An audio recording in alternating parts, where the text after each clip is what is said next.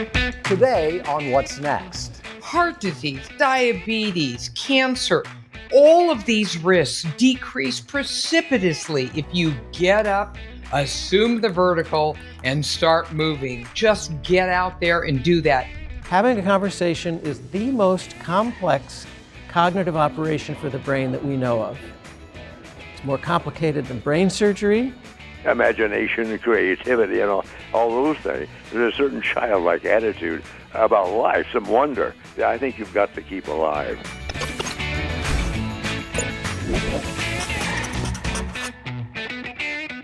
Hello and welcome into Growing Boulder's What's Next. I'm Mark Middleton. This is the show that helps you reimagine your future and actually gives you the action steps to start living that future today.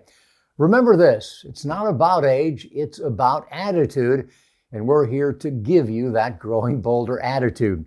On today's show, we'll be taking a holistic approach to embracing your later years. It's about body, mind, and spirit, so let's start with building a bolder body. When it comes to physical activity, more is usually better, but a little can be a lot. So just take that first step, because that can lead to many more steps, just like it did for Becky Lonergan. Becky lives in the Villages, Florida, and she changed her life when she began walking in her community during the pandemic. She loves seeing the homes in her neighborhood and others out with their pets and families, and the more she walked, the more she wanted to walk.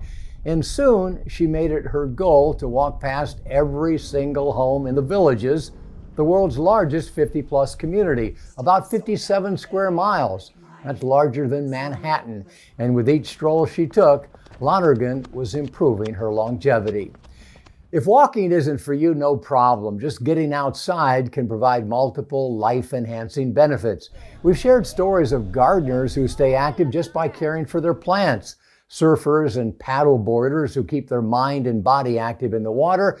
You could pick up yoga or Tai Chi, bird watching or photography, or even try painting outdoors like Christiane Palpant did when she toured the country in her renovated van. Even if you can't get outside on a regular basis and you don't have a garden or an ocean nearby, there are countless ways to get creative and keep your body in motion. After her husband passed away, Virginia Farino picked up an old stationary bike and pedaled her way to health and happiness. And by the age of 90, she had ridden more than 50,000 miles indoor, all while listening to her beloved classical music. And one of our favorite ways to recommend getting and staying active is organized sports. We've seen firsthand how participating in the National Senior Games changes lives. Whether it's bowling or basketball, swimming or softball, track and field, volleyball or pickleball, they've got it all. And don't think you have to be an accomplished athlete. You just have to engage at your own level to enjoy the many rewards more important than winning medals, the community, the camaraderie, the support, encouragement, and inspiration of men and women of all abilities from age 50 to over 100. For more on the games and the important role that they can play in our overall health, I recently chatted with physician, scientist, author, and athlete, Dr. Pamela Peeke. Look, it's not even exercise, it's physical activity. Just get up and move, for crying out loud. A lot of times the E word, turns people off. It's like, oh my God, I got to join the Olympics. Well, no, just get up and move. You want to grow a bigger brain? You actually grow new neural networks up there. Who doesn't want a bigger brain as you get older?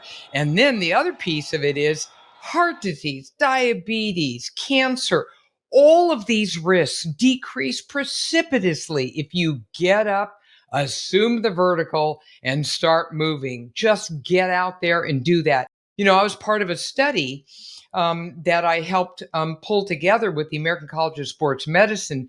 10 years ago, what we did was we looked at fitness age. We found that the average age of the people in the National Senior Games was 68 years of age, but their fitness age was actually 25 years younger.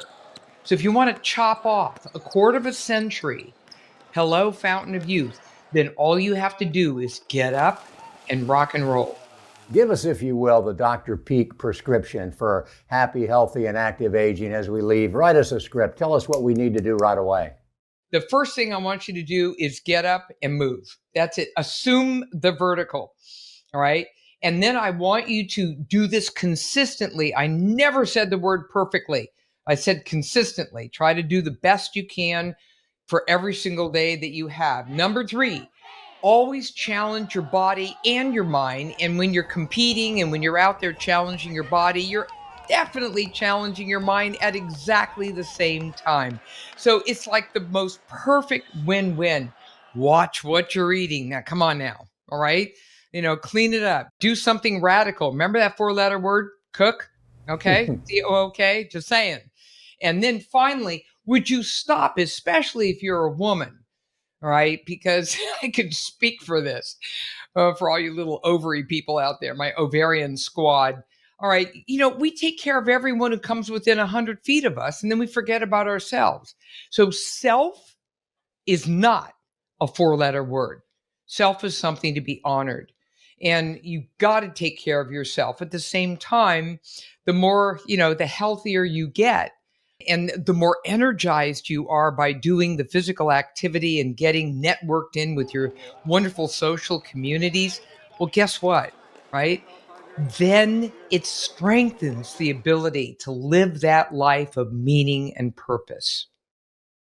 You can hear more from Dr. Peak as well as meet senior athletes you can relate to and be inspired by in our 30-minute streaming special, All Together Now, Share the Senior Games Movement. It's available on growingbolder.com and on our YouTube channel now. You heard Dr. Peak mention diet and nutrition, which are, of course, also important keys to our physical health. You want a real-life example? This is Rogelio Munoz at the age of 101, sharp as a tack and active as ever, which he attributed to his vegetarian diet. Rogelio would start each and every day with a shake made of walnuts, soy milk, and 6 to 8 fruits, which he recommended to others wanting to live a long and healthy life just like he did. Speaking of nutrition, let's head back to the Villages, the world's largest community of active 50-plus adults, a community that has embraced the importance of nutrition in a big way by building their own state-of-the-art indoor hydroponic farming system to grow fresh fruits, vegetables, microgreens, and more to supply their community. A life-enhancing benefit that goes hand in hand with the golf courses, swimming pools, pickleball courts, and thousands of social clubs that exist throughout the community. So, to cap this all off, here are your keys to building and maintaining a bolder body. Stay active, eat a healthy diet, get plenty of quality sleep, stay hydrated, drink lots of water, and avoid smoking and excess alcohol. That's it. Pretty much what Mom preached back in the day. All right, stay with us because still ahead, we're helping you grow bolder in both mind and spirit.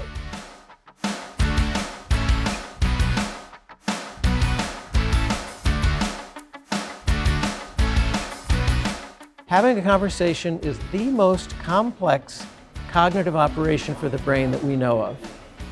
It's more complicated than brain surgery.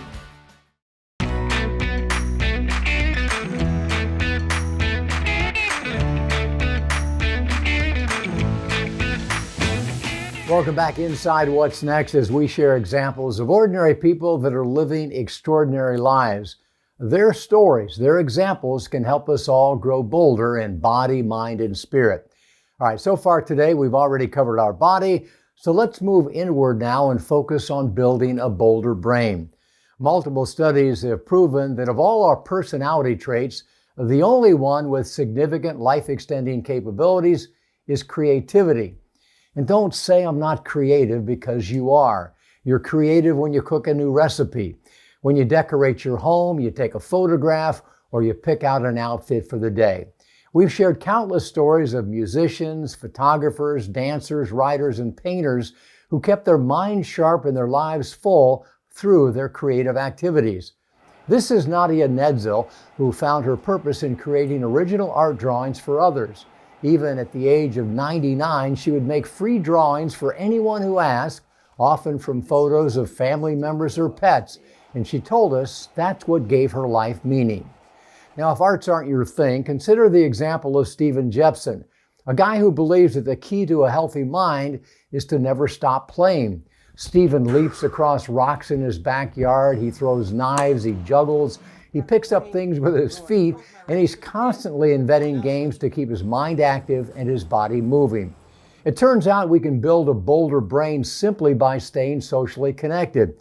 In fact, many experts say simple conversation is the most advanced and beneficial mental activity of all because it requires active listening, language processing, empathy, and adapting to social context, all while navigating real-time interactions with another person. So find friends in your community however you can and strike up a conversation. We recently spoke with Daniel Levitin, an award-winning neuroscientist and author, who shared the vital importance of conversations, relationships, and purpose to our overall health. Don't retire. That, for a number of reasons that I go into in the book and have in longer form interviews, is really the death of health, brain and bodily health for most people. Now, if you do have to retire, you should retire from something to something else.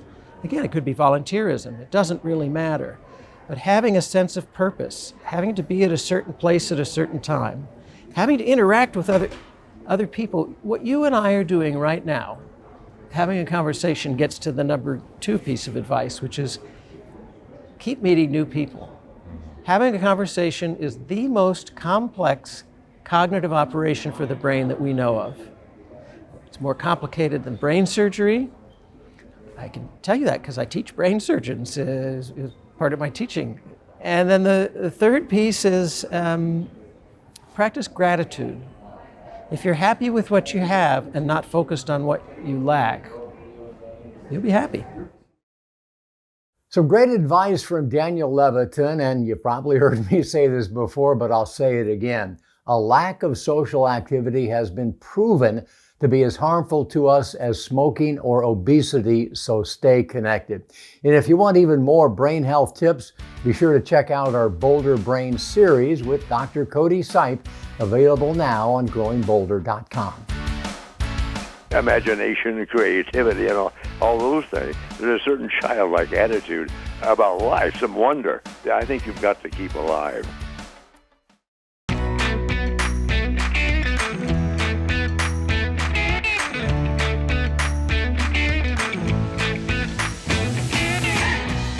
Welcome back to What's Next as we turn our attention now to our spiritual health as we age.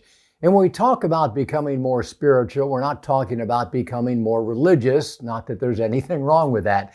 Spiritual simply refers to a focus on finding meaning and purpose in life, a personal connection to something that's larger than ourselves. It's not about any particular system of beliefs or specific rituals and teachings to follow. Living with meaning and purpose, guided by our own personal values, gives us a framework to navigate the challenges of life with peace and inner strength. Mindful movement exercises like Tai Chi and yoga can do wonders for your overall well-being.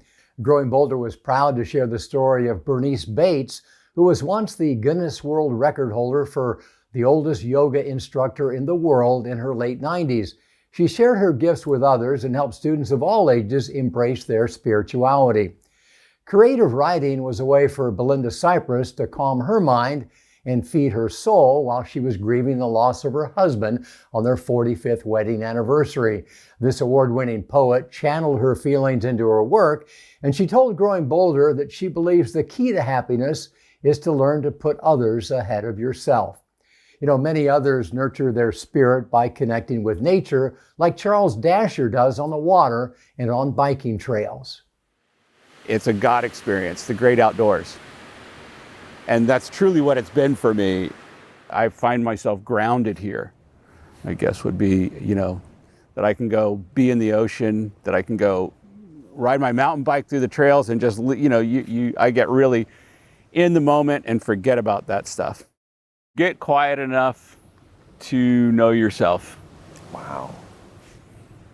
To understand yourself and to be your own best friend. The key to building a bolder spirit is simply slowing down and being mindful. It's about recognizing and appreciating life's little miracles. It's about realizing that less is more and a little can be a lot. It's about staying open to opportunity. And as legendary actor and entertainer Dick Van Dyke told us, it's about never losing a childlike attitude. I've always been a little childlike. Walt Disney and I both used to say we are children searching for our inner adult. What's the biblical admonition about, putting aside childish things? I think they meant, self-centeredness and things like that. I don't think they meant imagination and creativity and all those things. There's a certain childlike attitude about life, some wonder that I think you've got to keep alive. When looking to build a healthier spirit as you age, there are countless benefits in religious communities too, no matter which walk of life you come from. In fact, we recently created a streaming special that we called Growing Boulder's Interfaith Spiritual Roundtable, in which I sat down with religious leaders, a reverend, a Buddhist, an imam, and a rabbi, all to explore the ways that various religious groups can impact our lives and how we all can learn to understand one another better and move past our differences to a better future. You can watch it now on growingbolder.com. All right, time now for our bold social clip of the week, which comes from Growing Boulder's Instagram Reels. This week's clip is from an interview that I did with Michio Kaku, renowned physicist and writer on the meaning of life. It's too easy for us to wait for a guru from the mountaintop to come down from the heavens and say, this is the meaning of life. No, I believe you have to struggle to attain meaning. In other words, we create our own meaning. It's the struggle. It's the struggle to find meaning for ourselves. That is the meaning of life. Not to be given it to us. No, the meaning of life has no meaning if it's simply given to us. That defeats the whole purpose. The whole purpose is to struggle. The whole purpose is the struggle to find that meaning for you. And so I think that everybody, in some sense, has a destiny. We're all given certain abilities and we're given certain avenues by which we can fulfill ourselves. So it's too easy to simply have it handed down. We have to work for it. So the purpose of life is the struggle to find that meaning of life. Hi, I'm Rowdy Gaines, 3-time Olympic gold medalist. If you want to get better, you have to step outside your comfort zone because you can't improve anything by staying the same. Take a risk. It doesn't have to be a big risk. Just try something new. When I started swimming competitively, swimmers were allowed one false start. A second one got you disqualified. And I'd been DQ'd a few times because of false starts, and I knew I had to overcome that. My coach and I developed a new start called the track start. It was completely different and totally new to swimming. And I was really nervous the first time I did it, but it worked. And after a few times, it became second nature and other swimmers adopted it. It's now the standard start for world-class swimmers everywhere. Getting out of your comfort zone is scary, but it's exhilarating. Take that risk. Don't be afraid to take that next step towards success. Welcome back to Growing Boulder's What's Next. Be sure to follow us on all of our social platforms, Facebook, Instagram, YouTube, and TikTok, to catch up with all things Growing Boulder. Each week on our Facebook page, we ask our more than 1 million followers to weigh in on the Your Take question of the week. Follow us so you can add your 2 cents in the comments, and who knows, maybe we'll share them right here. This week we ask, what are you most looking forward to accomplishing in the near future? Yvonne Alexander says, I have a goal to visit all 7 continents. I booked a tour to Antarctica in December for my birthday. This will complete my goal. Bon voyage, Yvonne. Lori says she's looking forward to planting this year's garden. Seymour's excited for his growing family and being a grandparent for a second time. And how about Arletty, who's looking forward to learning how to create meaningful, enduring relationships and find a real friend or two. Great goals. I think as we age, what many of us consider to be accomplishments changes. It's less about monetary success or personal recognition. We begin to see success in what seem to be smaller accomplishments, but are in fact bigger and more profound. It's the kind of success we're all capable of achieving in our own way. The kind of success that we've talked about today, finding purpose, helping others, growing our empathy and compassion, becoming more spiritual, more mindful, engaging with others, becoming a better listener and encourager. Those are the real accomplishments and the real keys to growing bolder. We'll see you next time.